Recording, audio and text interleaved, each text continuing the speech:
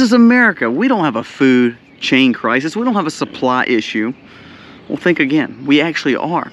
What people tend to do is they go to their supermarket and see a wide range of foods all around. There's no food problem here.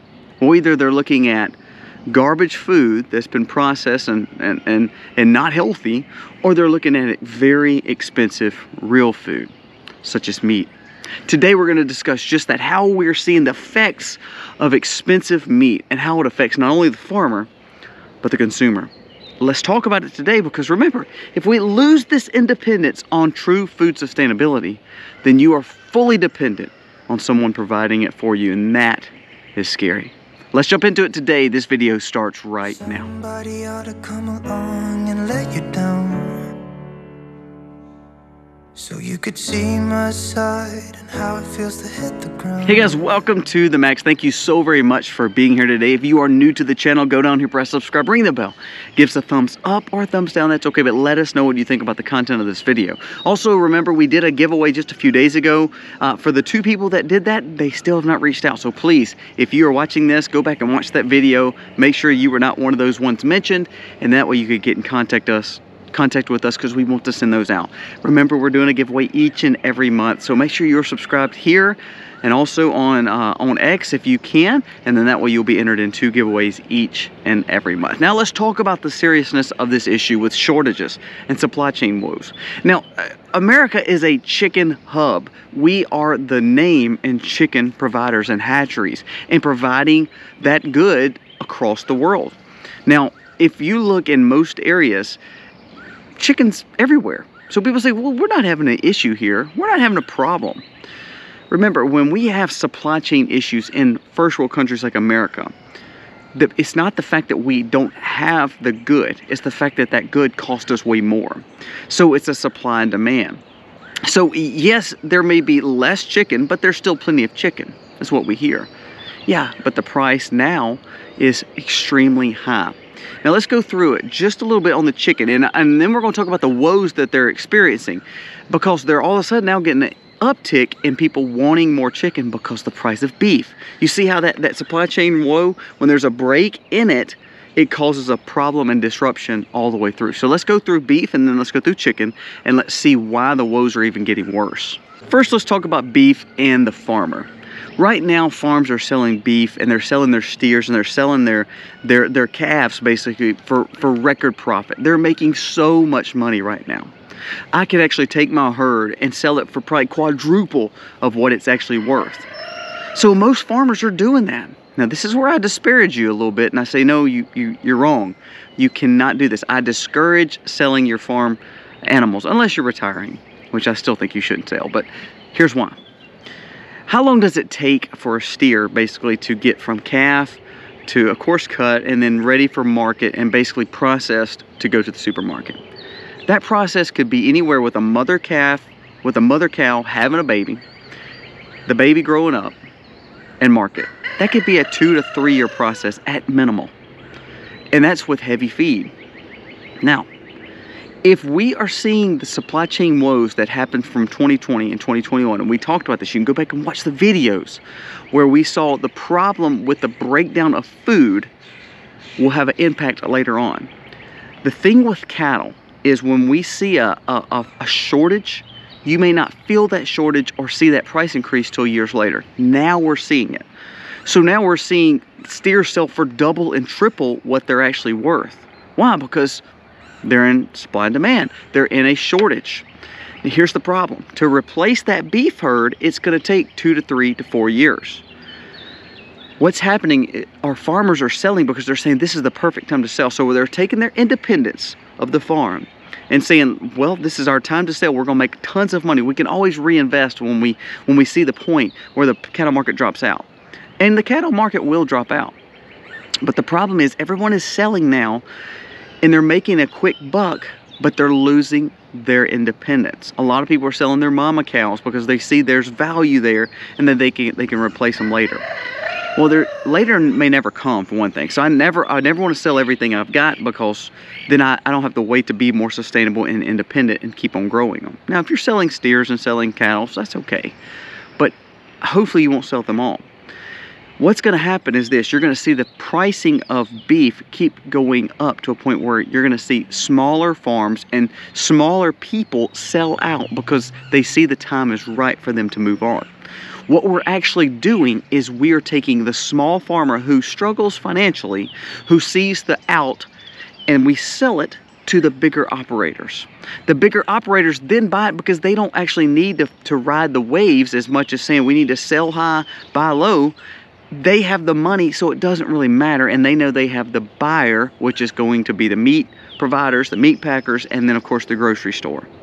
What's happening is when you see this high sale, all the farmers and smaller farmers are selling all their goods. So you're losing the small farmer because either the age of the farmer, the fact that they can make a quick buck and think they could get back in, or the fact that there's no children in it, so they say there's no value in it to keep on raising these animals when we can sell them at record pricing. And it is record pricing. It's encouraging, but actually what it is it's almost like it's like an endorphin push. It's like, why not sell?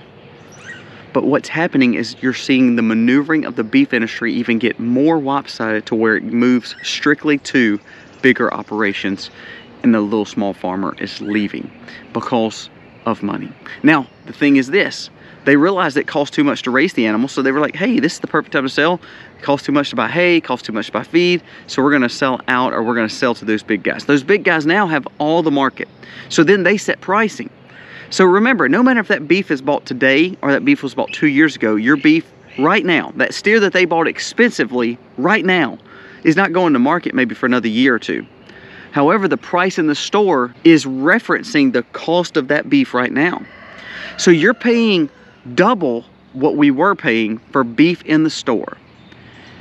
If all of a sudden this beef doesn't go down a little bit more, what's going to happen to beef in 2 years?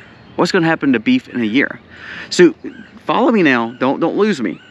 You're paying now premium price for beef in the grocery, when beef at that time 2 years ago was high, but it was not this high. So what's going to happen to beef 2 years from now? Now here's where you can say, well, hey, we can always buy it from the local farm. The market will fall back out. Remember though, the local farms, the small farms, the people who hopefully would gain a little extra money, who would buy back into it, they've all sold out, and now the big guys own it. So guess what? They can set price. They can set market. They can make the price be whatever they want it to be. It's kind of like oil. Oil speculation and oil pricing is all based on basically what OPEC says and the big players, because they own the market. Well, if we get to a point where our food system is the same way, then they own the market, they can set price. There's some billionaire, if you remember, that's wanting beef to get eradicated. And the cost of beef, if it keeps going up, what does that do? It eradicates the beef. He didn't need law to say beef you can't buy, beef you can't have. He makes it so untouchable, and the pricing is so untouchable that people, the normal person, can't buy beef. So therefore, it's a win-win for the people who are in this climate initiative saying we don't want beef. The small farmer thought they were doing the right thing by selling out, but actually what they're doing is they're becoming more dependent on the system, so it's more mouths to feed on the system, and it's making all the bigger players buy the cows because they can afford it. They're buying them, setting premium, and the cost of your beef between now and 2 or 3 years from now is going to skyrocket. Now I'll hear, you know, Colby, that's all hogwash. It doesn't matter. It's just going to cost more. It's inflation. Yeah, but beef is inflating more than the economy is inflating.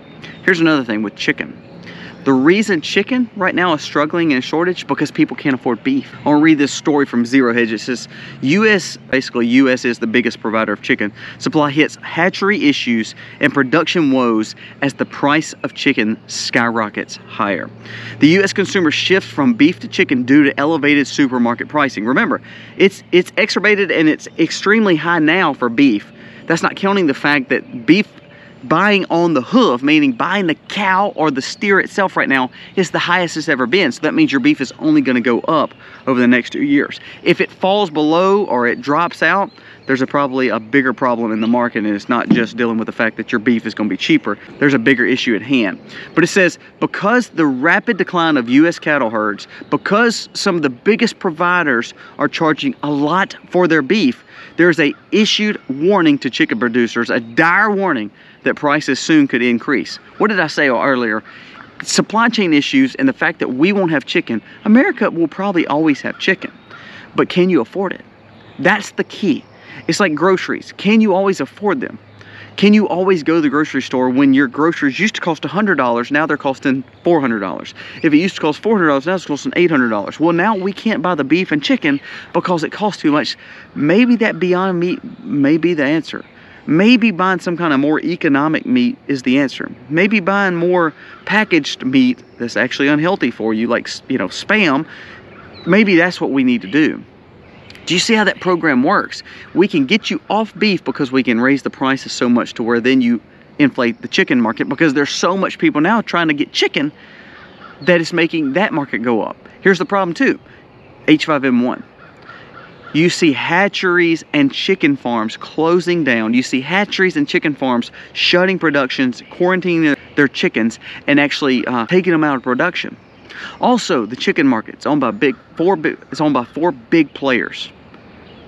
They set policy, they set precedent.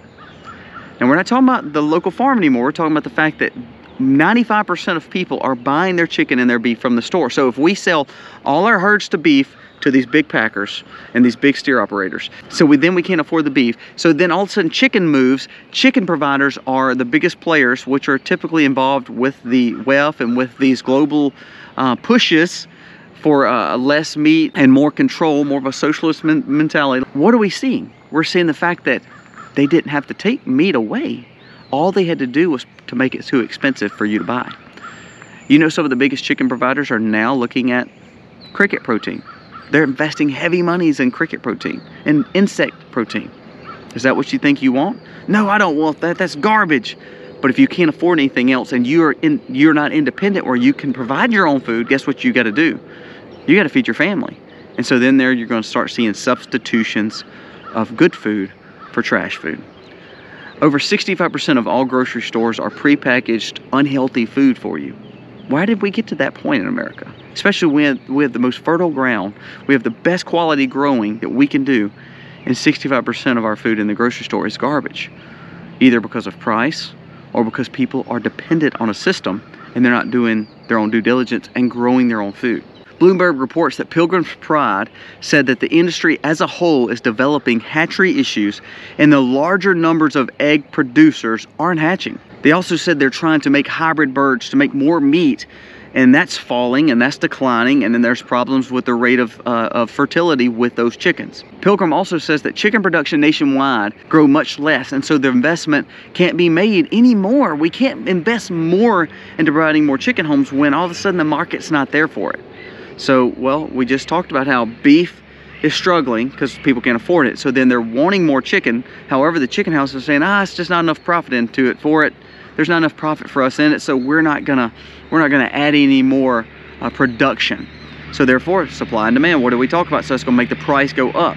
USDA data shows that the number of eggs hatched is dropping based on 2020. The egg production has went down from 81% to 76%, a loss of 5% of egg production. Here's where it gets important for us. The hurdle to expand production comes at a time when consumers are turning to poultry because they seek cheaper options and alternatives to beef. Alternatives, key word there. Retail prices for chicken boneless breast measured by USDA surged about $3 in 2020. We all know why. Remember, if you were independent with food, mine didn't go up any, but for people who were having to buy at the store, it did. Listen to this, $4.75 a pound in September 2022, primarily because there was so much culling of flocks with the bird flu. Now that the bird flu is kicking back up, we'll see what happens. But now they're saying it subsided to $4.10. And here's the thing, guess where it was before 2020? Way less than $4.10. It was like in the $2 range, the $3 range. So what's happening is we see, we're not paying what we were paying in 2020, the surge. It's subsided, it's cheaper at $4.10. All the while, it's still more expensive than what it was just a few years ago by almost 20 or 30%. So that's how inflation works. You hear the government say, inflation's only up 3%. But when you talk about the compound interest and inflation that it cost you from 2020 to 2024, it's not 3% inflation. It's over 20-something% inflation because it's year over year, you've lost that much more money. It's cost that much more money. It's inflated that much more. So actually, it's not getting cheaper. It's still way higher than it should be. It's not 30%, it's closer to 20%. It says the UN Global Food Index risk turning back as stagflation threatens to emerge in the US economy. It said meat prices will become way more expensive than you even see today, based on the fact that the economy of America is struggling, based on the fact of H5N1, and based on the fact that we do not see the repercussions of a higher beef price yet. Now, beef at the store is higher than it's ever been, but what did I say at the first video? You're not even feeling the double and triple price of the cow now. You'll feel that in 2 to 3 years when their cows start producing steers and their steers start going to market. You're going to start feeling maybe what, 20 or 30% more. So that means you're going to see a 50 or 60% more cost than maybe what you saw just a year or two ago for beef. So that means if you're paying $4 or $5 for ground beef, which is kind of high per pound, now all of a sudden you're paying 8 or 9. What if all of a sudden it gets to 12 to 15? Is that going to make you say, you know what? I can't afford beef. I guess I'm going to be a vegan now. I can't afford beef. I guess I got to look at soy protein now. I guess I cannot afford beef, so I got to look at crickets. I can't afford beef, so I got to look at things like the Beyond Meat. Don't say you can't do that. Don't say you're not going to do that, because if you're not able to raise your own food, be independent, have food sustainability, hunt and gather, raise these animals, or have a relationship with the farmer and invest in him, then you will do that, because 95% of people are buying from the store. 95% of people need the supermarket. 95% of people buy all their meat at the local grocer. So when you say you're not going to do it, then you've got to say, I've got to take this into my own hands and build a true food sustainability. This article ends like this. It says, I want you to listen. It says, meat is getting to the point where the typical modern household cannot afford it, or they're going to be in debt up to their eyeballs already because of economy. So they're going to have to say, discretionary wise, we cannot buy the meat. Who does that play in favor of? The people producing Beyond Meat, like a certain billionaire, the people that are producing the soy protein, the fake products, the more prepackaged boxed food, the ones that are producing the insect protein. That's the ones benefiting. Kind of like 2020. It didn't take the government telling you to lock down. It took businesses and your private people saying, we're going to lock down. Same way here. It didn't take the government saying, you cannot eat beef or chicken anymore. But the market, because we sold it, we became less independent. We became more dependent on these big companies, the big 4 players in beef, big 4 players in chicken. All of a sudden, it didn't take them saying we couldn't buy it. They just priced it so high that where most people can't afford it. So a few things to wrap up. I can raise my own food, I have the land, and I'm fully meat sustainable. If I buy something at the store, it's just because I wanted it and something different. So I don't have to worry about this. But most people don't live on a homestead or farm. So this is where I say, I would encourage you to start buying local from a farm. If it costs you 50 cents more a pound, buy it. And build that relationship with that farmer and learn how to say, you know what, I want to buy from you. Eggs right now, there's so many farms selling eggs. Think about water glassing some eggs. So think about buying, because right now, spring and summer is when egg production for most farms and most homesteads and most people are selling eggs for dirt cheap. Overbuy. Don't want them washed. Keep them just like they came from the farm, from the chicken, and you learn how to preserve those eggs, because that protein source, that natural protein source from a farm is more important than you can ever imagine, because they're already saying hatcheries are struggling. They're already saying chickens are struggling. They're already saying beef is struggling. Start preparing for it now. Have you thought about trying to buy a half a steer from a local provider? Yeah, you're going to pay a lot of money for it, but 2 years from now, you're going to pay probably double for it. Have you thought about getting some meat chickens? You can raise meat chickens in a little hutches. I know you've seen my hutches on my farm through old videos or even through our vlog channel. You can raise chickens in a backyard.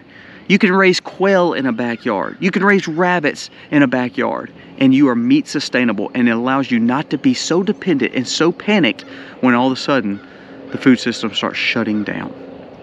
Be conscientious of what's going on and prepare now, because it's not going to get any easier. And when there's agendas for the meat to go away, the meat will go away. The question is, are you going to be independent to say, you know what, I still got meat?